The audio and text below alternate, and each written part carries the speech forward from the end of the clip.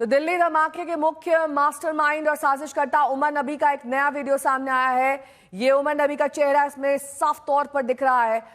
अब तक का ये सबसे क्लियर विजुअल आप देख सकते हैं उमर नबी का। इससे पहले वो कार के अंदर बैठा ही दिखाई दे रहा था, लेकिन यहाँ पर वो चलता फिरता दिखाई दे रहा है। अभी किस एरिया का है इस पर जानकारी नहीं मिली है कि, लेकिन यही है आतंकी उमर नबी जो कार में बैठा हुआ था। जिस कार में धमाका हुआ उस कार को उमर नबी ही चला रहा था।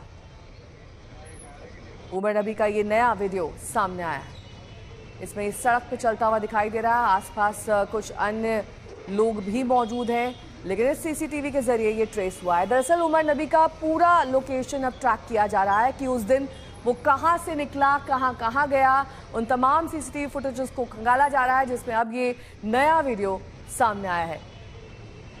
11 अक्टूबर का ये वीडियो है। हिमांशु मेरे सहयोगी जुड़ गए हैं। हिमांशु, डेट वाइज ये 11 अक्टूबर का वीडियो है, कहां का है, इस बारे में कोई पुष्टि हुई है?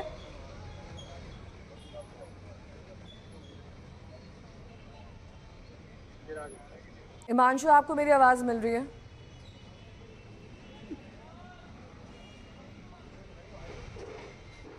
ठीक है, ये 11 अक्टूबर 2025 का वीडियो है, क्योंकि सीसीटीवी में ऊपर डेट लिखी हुई दिखाई दे रही है, जिसमें आतंकी उमर नबी को ट्रेस किया गया है। दरअसल तमाम वो फुटेजेस अब खंगाले जा रहे हैं, जिसमें उमर नबी कहां गया था, किससे किससे मिला था और कैसे उसने इस आतंकी घटना को अंजाम दिया। इस पर अब पुलिस की पैनी नजर है, तमाम टीम्स इसमें जुट गई हैं।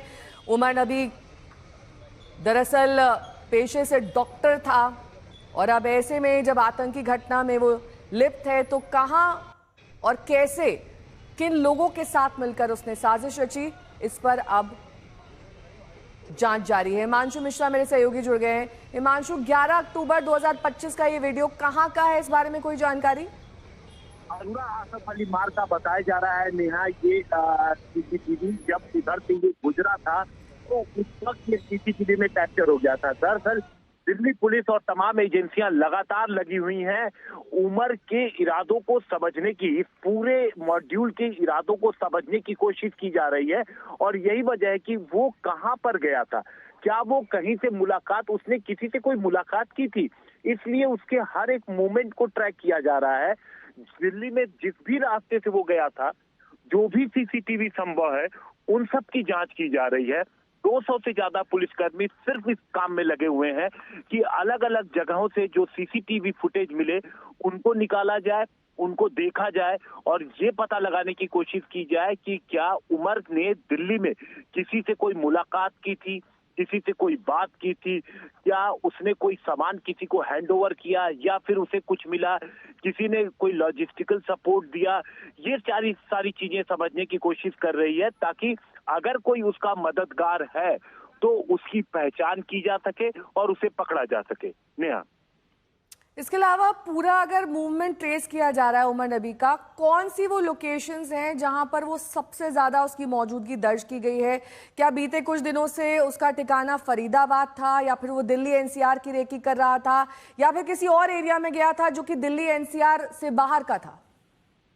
देखिए, ज्यादातर जो उसकी मूवमेंट थी वो फरीदाबाद और दिल्ली में ही देखी गई है, क्योंकि जो जानकारी मिली है 10 जनवरी के आसपास से, उसके बाद वो लाल किले के आसपास भी उसकी मूवमेंट ट्रैक की गई है। क्योंकि आप देखिए, जो जानकारी है कि अब तक इन्वेस्टिगेशन में आया है कि इनके पास जो टास्क था वो 26 जनवरी का भी टास्क आया था। जो हैंडलर इनका बैठा है उसने जो इनको काम दिया था, लेकिन वो प्लान पूरी तरीके से इनका फेल हो गया। उसके बाद दिवाली के वक्त, चूंकि भीड़ बहुत होती है और इनका टारगेट दहशत फैलाना था, लेकिन उस वक्त भी इनका प्लान जो है वो फेल हुआ।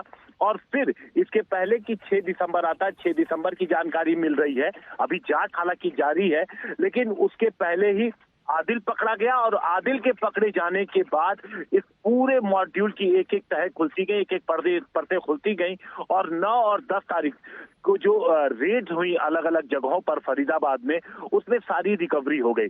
अब सारी रिकवरी होने के बाद 10 तारीख की ही शाम को लाल किले के सामने ब्लास्ट हो गया, जिसकी जांच फिलहाल एनआईए अब कर रही है। नेहा, बहुत बहुत शुक्रिया तमाम जानकारी के लिए आपका।